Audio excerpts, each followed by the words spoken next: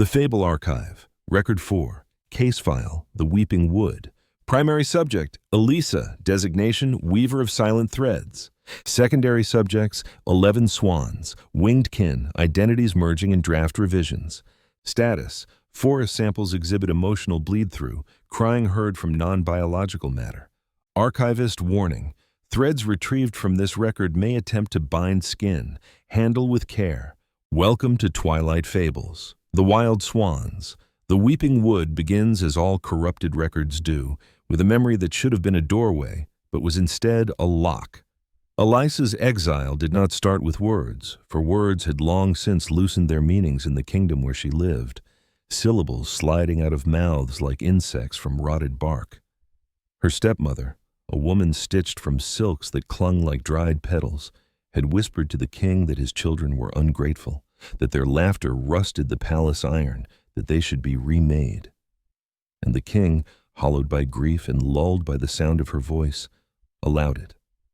The 11 princes, bright, resolute, bound by a brotherhood older than their lineage, were turned to swans not through violent magic, but through a soft, quiet rewriting of the world. A quill dipped in moonlight, a few strokes across the air, and the brothers were lines undone, rewritten, feathered and white. The world did not scream, it only bent. Elisa, the youngest and the only daughter, vanished from the margins of the court's memory like an erased figure in a half-faded manuscript. Only she remembered the warmth of their hands, the soft echoes of their steps. Only she felt the sudden emptiness, the missing shapes where her brothers had once stood. She wandered until she reached the boundary where the world's script grew thin, where the trees leaned in too close and the sky seemed to hold its breath. The Weeping Wood was not a place on any map, for no cartographer could capture its trembling outlines. It shifted like wet ink, smudging when stared at too long. Legend said that once a year the forest sighed out forgotten truths, and those who entered returned with bark for skin or moss for thoughts. But Elisa felt the faintest trace of her brother's presence, like feathers brushing against her heart, urging her forward. She stepped through the forest's arching threshold, its branches woven into something resembling a rib cage. Something whispered a welcome, no word, no voice, just the sensation of pages turning. The forest felt mournful, as though it remembered too much, as though every root had grown around a secret. The ground was soft, damp with a dew that tasted faintly of salt. It took her a moment to realize it was not dew at all, but tears. The wood was weeping. The trees did not drip normally, their bark shuddered with each drop, as if holding back sobs. Elisa walked carefully, her feet disturbing the sorrow pooled at the roots, and she felt the forest's sadness reach for her ankles like cold hands. She whispered her brothers' names, one after another, 11 echoes carried through the trembling leaves. Somewhere overhead wings beat, a powerful, unified rhythm, but the swans did not descend. They circled high above the treetops, their silhouettes fractured by the shivering branches. When the sun dipped low, the forest dimmed into a bluish haze. Elisa felt eyes watching her from behind the trees, but every time she turned, the presence slipped away. Not predatory, just familiar, yearning. She followed a narrow path that wound deeper, each step pulling her toward the heart of something that was not a place, but a feeling, a memory, a wound. Night fell suddenly, not gently, but like someone shuttering a lantern. The darkness had weight, a thickness that clung to her dress and braided itself into her hair. She felt the threads of fear tugging at her ribs, but she kept walking. For the briefest moment, she thought she heard her name spoken in a dozen overlapping voices, soft as feathers brushing stone. Then she saw the lake. A wide, glassy surface lay before her, reflecting nothing. Not the trees, not the moon, not even herself. The water resisted recognition, as though it had chosen to forget everything it had ever mirrored. At its edge stood the swans. 11 figures, tall as men but feathered pale as ash, wings folded close against elongated bodies, their necks curved with unnatural stillness, their eyes shimmered with human grief. They looked at her, not with accusation, but longing. Somehow worse. She stepped forward, her voice breaking on the air. "Brothers!" One of the swans extended a wing toward her, a trembling gesture that seemed to distort slightly, as though her vision struggled to interpret its shape. Under the moonlight, the feathers cast shadows like writing, lines half-formed, rearranging themselves in the dirt. Disjointed messages, corrections, pleas. The forest around them held its breath. The swans began to shift, not into men, not fully, but their outlines blurred, limbs straining through the feathered forms, as if trying to recall what they once were. One managed half a word before his beak sealed it into silence. Elisa pressed a hand over her heart, steadying herself as the wind rippled through the clearing. The same wind tugged at her dress, her hair, her memories. It felt like something searching her. The swans stepped back in unison, forming a wide circle around her, and each one lowered his head. It was both greeting and warning.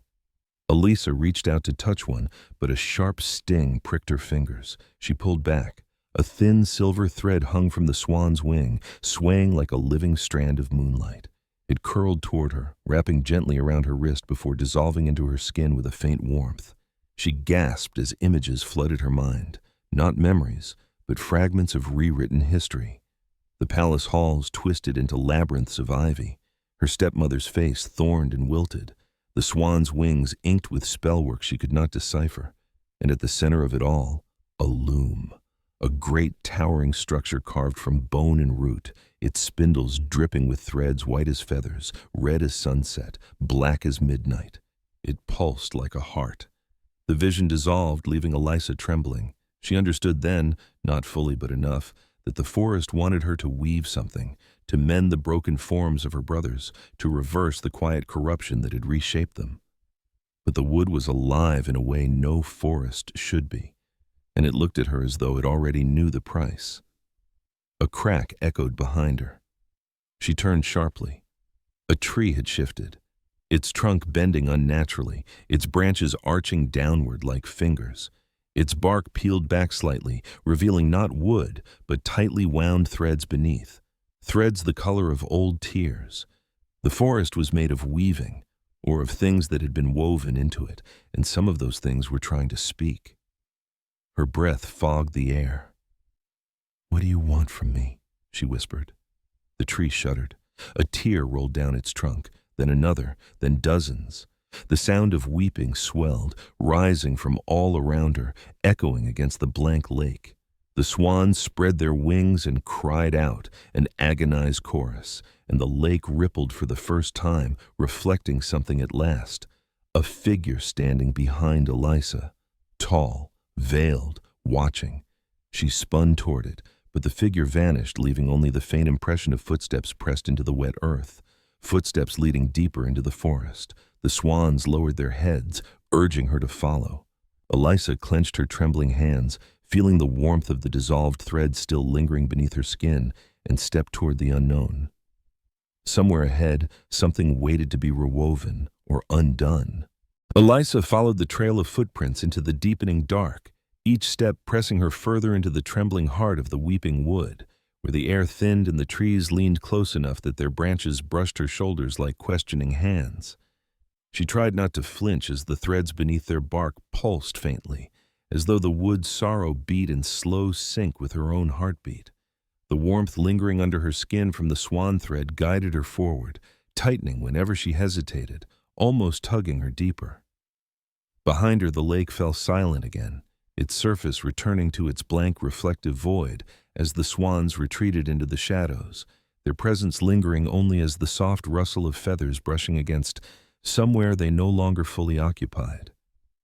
Despite their absence, she felt them, 11 faint impressions pressed against her mind like half-erased sketches: fear, hope, longing, and something else, a strained urgency. The forest path shifted beneath her feet. Sometimes it was dirt, sometimes roots woven like tapestry threads, sometimes soft patches of moss that exhaled a strange warmth. It was not a path so much as a suggestion of direction, and she realized the forest was guiding her deliberately, reshaping itself around her steps. The footprints grew more distinct, pressing deeper into the damp soil, as though the unseen figure grew heavier the farther it walked. Then the prince stopped. The air ahead rippled. Something was wrong, too still, too tense, like a page in a book that someone had tried to tear out but hadn't managed to remove cleanly. Elisa reached out. Her fingertips touched nothing, and then the world opened with a soft hiss, like parchment splitting. A clearing formed around her in an instant. One moment she was surrounded by dense trees, the next she stood in an oval of bare earth beneath a sky that flickered like a candle flame. At the center of the clearing stood the loom from her waking vision. Only now she saw it fully, towering, immense, carved from twisted wood and ancient bone, its beams fused with the remnants of long-forgotten beings. Threads ran from it in every direction like a web stretching into eternity, each strand quivering with faint light. Some throbbed with sorrow, some pulsed with memory, some hung slack as though waiting for a hand to claim them. The loom breathed, not loudly, just a quiet rise and fall, so subtle she might have doubted it if the motion hadn't stirred the air around her. But the most unsettling thing was the figure standing beside it. A woman, or something shaped like one. Her back was to Elisa, her long veil brushing the forest floor, her presence disturbingly still. The veil was woven from threads that flickered in and out of existence, like strands of moonlight being pulled from a dream. Every few seconds, faint weeping sounds echoed around the clearing, not coming from her, nor from the forest, but from somewhere between the threads themselves, as though sorrow had grown its own voice. Elisa stepped forward. "Who are you?" The veiled figure did not move at first. When she finally turned, the veil shifted like pages of a book flipping in a wind only it could feel. Her face was not visible. The veil obscured every feature, but behind the shifting fabric, faint imprints pressed outward, as though the face beneath it changed every second. Mother, stranger, child, shadow, never settling on one identity. When she spoke, her voice sounded layered, like a single word spoken by many mouths. "You have come later than expected, Weaver." Elisa recoiled slightly. "I'm not a Weaver." The figure tilted her head. Threads dripped from her fingertips, trailing across the ground like liquid silk. "Not yet, but the wood has chosen you. The swans have given you their thread, and the curse that binds them is unfinished." Elisa's breath caught. Unfinished? A curse cannot hold unless someone tends it. Shapes unravel, memories loosen, wings fray from wear. The figure lifted a spindle from the loom. It was made of bone, polished smooth by countless hands, or perhaps just one hand used many times. "Your brothers have lasted longer than expected. Their bond sustains them, but even bonds can break when stretched too thin." She extended the spindle toward Elisa. "The wood weeps because the curse is deteriorating, unweaving itself. Something must be made to replace what is falling apart." Elisa shook her head, taking a step back. "No, I came to fix my brothers, not whatever this is." The figure did not pursue her. To fix them, something else must be woven. The words struck her, heavy and cold. Elisa forced herself to steady her voice. "What do I have to weave?" The figure paused, and for a moment the clearing dimmed, the sky flickering as though her hesitation rewrote the world. "A shroud." Elisa's stomach twisted. "A shroud? For whom?" The figure lifted her hands. Threads rose around her like a halo. "For the memory of what they once were, so that something new may take its place." "No." The word burst from Elisa's throat, raw and desperate. "I won't mourn them. They're not dead." The figure's veiled face tilted in a way that suggested sorrow. "Not yet." A faint crackle spread across the clearing as the threads nearest Elisa tightened, like snapped twigs held together by force. The forest groaned. Trees bent inward, as though straining to listen. "If they remain as they are, their forms will unravel," the woman said. "They are caught between states, neither men nor swans. Their shapes are losing coherence. The longer they exist like this, the more they will bleed into the wood until nothing of them remains." Elisa felt her chest tighten painfully, her breath shortening. There has to be another way. The figure gestured toward the loom. There is, but it is not one you will want. Elisa's voice dropped to a whisper. Show me. The figure raised her hand. Threads twisted, forming images in the air like sketches woven from starlight. She saw her brothers as men, laughing, radiant, whole. Then the image flickered, replaced by their swan forms, beautiful but trembling, their wings fraying at the edges like unraveling fabric. Finally, she saw a hybrid form, not quite human, not quite swan, an unstable shape flickering between states, feathers shedding like dying leaves. This is what they will become, the figure said. Nothing can hold a half-formed being for long. The forest around them trembled. The ground shook gently beneath Elisa's feet, and she felt something like a heartbeat ripple through the soil. The wood was listening. The wood was waiting. Then tell me, Elisa pleaded. Tell me how to save them. The figure stepped closer, just one step, but the earth sank beneath her foot as though bowing. For them to be restored, something must replace the curse that holds them. You must weave a new spell, a stronger spell, one that binds them to a single form, human or swan, you must choose. Elisa froze. I have to choose? You must choose, the figure repeated, and you must weave the spell from silence, suffering, and devotion. That is how curses are undone and remade. But I don't know how to weave, Elisa whispered. You will learn, said the figure. The wood will teach you, painfully but thoroughly. Elisa swallowed hard. Her hands shook. The spindle the figure had offered her remained extended, motionless in the air. If I make the wrong choice, there is no wrong choice, the figure said. Only consequences. Elisa closed her eyes, feeling the threads beneath her skin stir, urging her forward. She thought of her brothers, of their laughter, their warmth, their unshakable loyalty. She thought of the way they had looked at her by the lake, wings trembling, eyes filled with silent longing. She reached for the spindle. The moment her fingers touched it, pain lanced through her hand, not sharp, not violent, but deep, a threading sensation that wound its way through her bones. She gasped but did not pull away. The spindle glowed faintly, then dimmed. The figure's veiled face lowered slightly. Approval or pity. The weaving begins at dawn, she said. The forest will give you what you need, but you must take the threads yourself. The things you pull from the wood will resist. They always do. Why? Elisa whispered. Why does everything here weep? The figure stepped back, dissolving slightly at the edges like an ink drawing exposed to water. Because everything here remembers, and remembrance is a burden.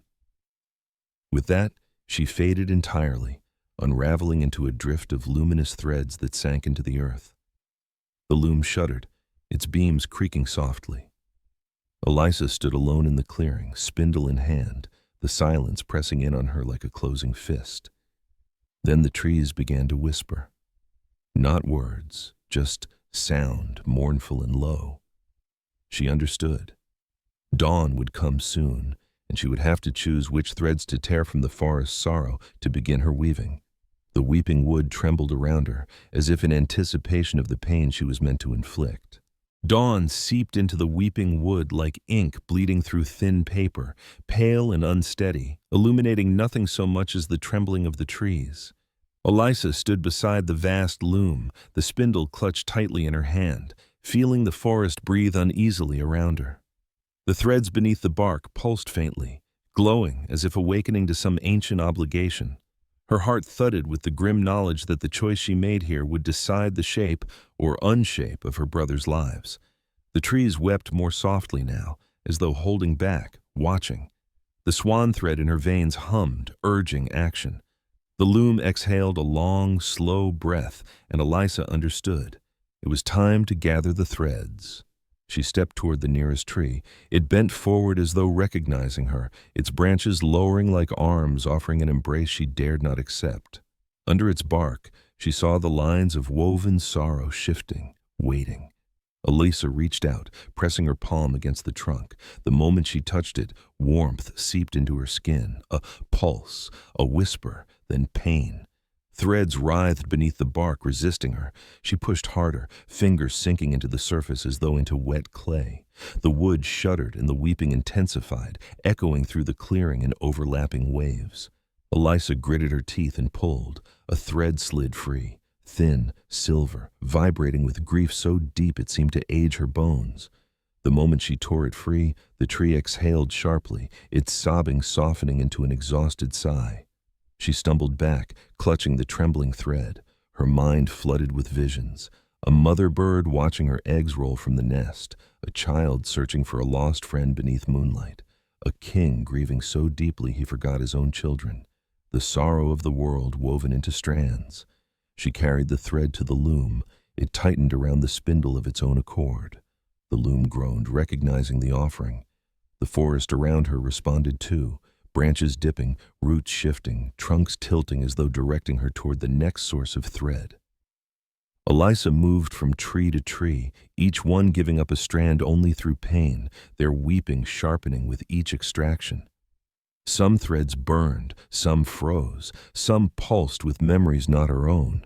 She gathered them until her arms shook, until her skin felt inscribed with stories. By midday she had collected enough to begin, but the loom did not work through skill alone. It required more. The veiled woman's words echoed in her skull. Silence, suffering, devotion. Elisa approached the loom, breath uneven. Her threads trembled in her hands like living veins of light. She began weaving. At first she had no rhythm, her fingers clumsy, the spindle slipping between her trembling hands.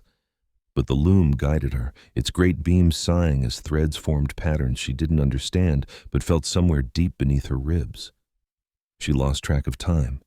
Her fingertips bled, not with gore, but with exhaustion, the skin wearing thin, the warmth beneath it leaking faintly into the threads. Her breath became shallow, her thoughts thinned to a single point of focus.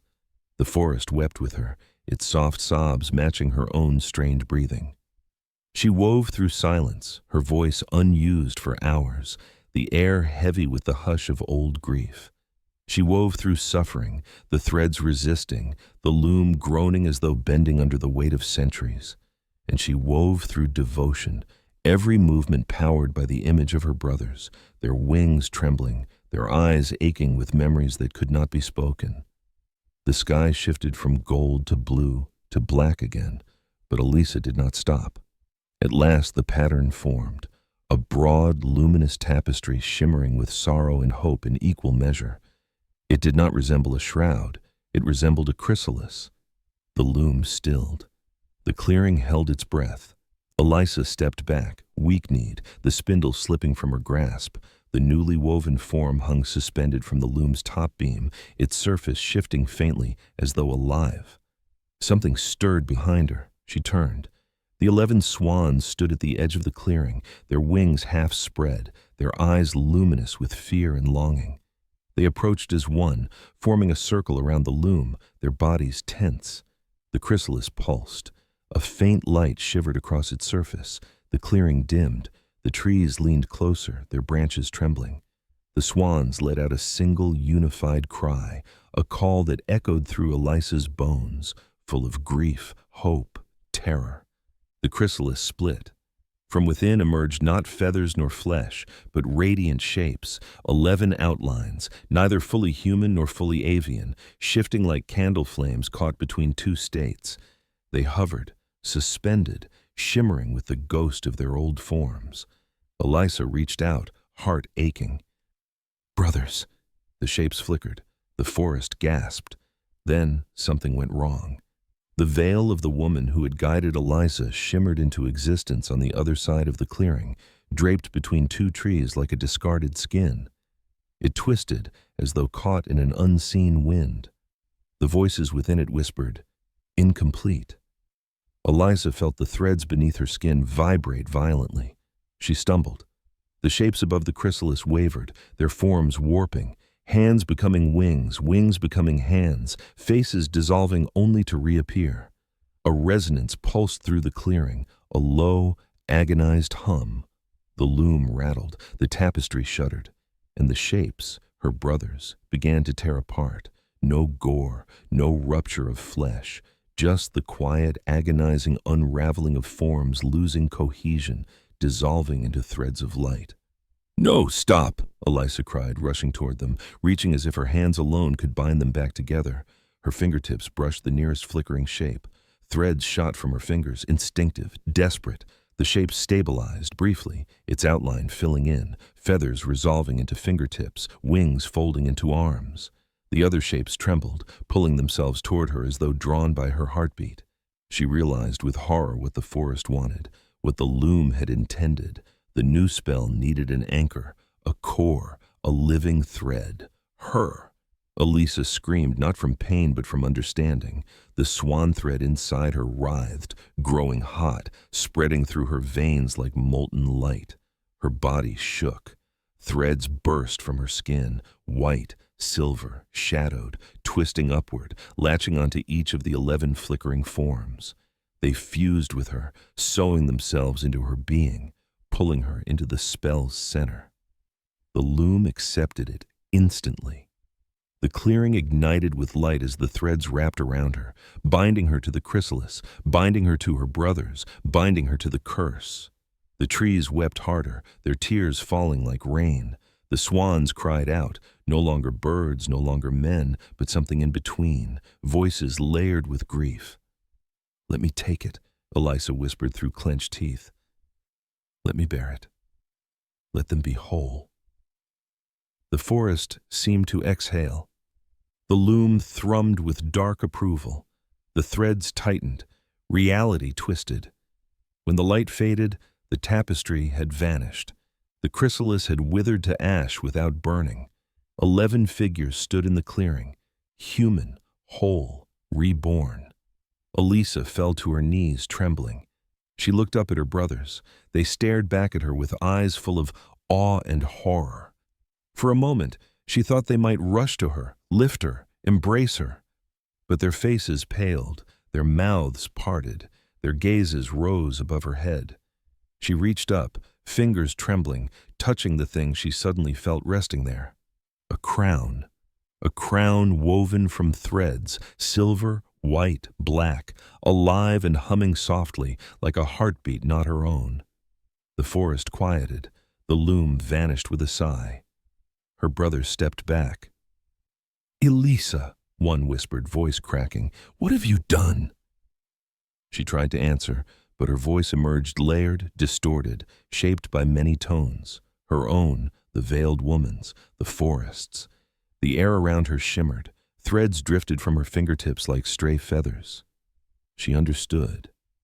She had not broken the curse. She had taken it. She was no longer just Elisa. She was the weaver of silent threads, guardian of the weeping wood, anchor of the spell that held her brothers whole.